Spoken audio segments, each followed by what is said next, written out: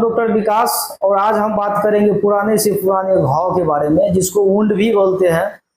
कितने भी पुराना घाव हो, चाहे जितना भी पुराना हो, क्रोनिक हो, एक्यूट हो, अगर वो घाव से आप परेशान हो गए हैं, वो बार बार दवाई खाने के बाद भी ठीक नहीं होता है, तो मैं जो ट्रीटमेंट बताने जा रहा हूँ, इस ट्रीटमेंट को आप देखिए और ये ट्रीटमेंट पेशेंट पे अप्लाई कीजिए। या आप खुद पेशेंट है तो आप खुद अप्लाई कीजिए और घाव पूरी तरह से ठीक हो जाएगा।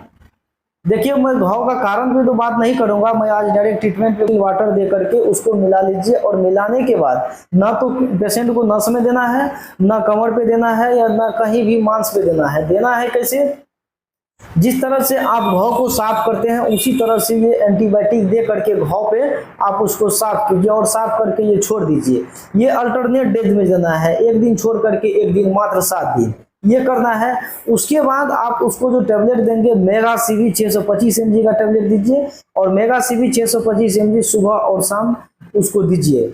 मात्र 7 दिन ये भी दवाई देना है। उसके बाद सेलिंग टेबलेट आता है विटामिन सी का, जो घाव बढ़ने में वहाँ का जो लोकल इम्यूनिटी होता है घाव का, वो उसको स्ट्रॉन्ग करेगा और घाव जल्दी से हीलिंग होता है। ये भी 7 दिन ही देना है आपको।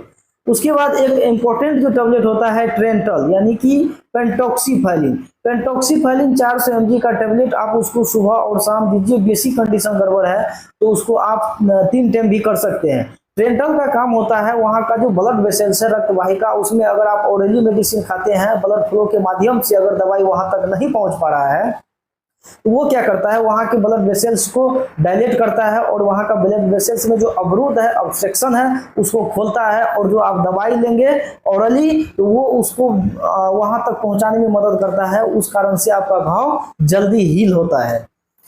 और उसके बाद जो टेबलेट देना है, मेट्रोन टेबलेट 400 mg का। मेट्रोन 400 mg का 3 टाइम उसको टेबलेट दीजिए, सुबह, दोपहर और शाम 3 टाइम उसको टेबलेट दीजिए। और ये टेबलेट देने के बाद बहुत बेटर रिजल्ट मिलेगा।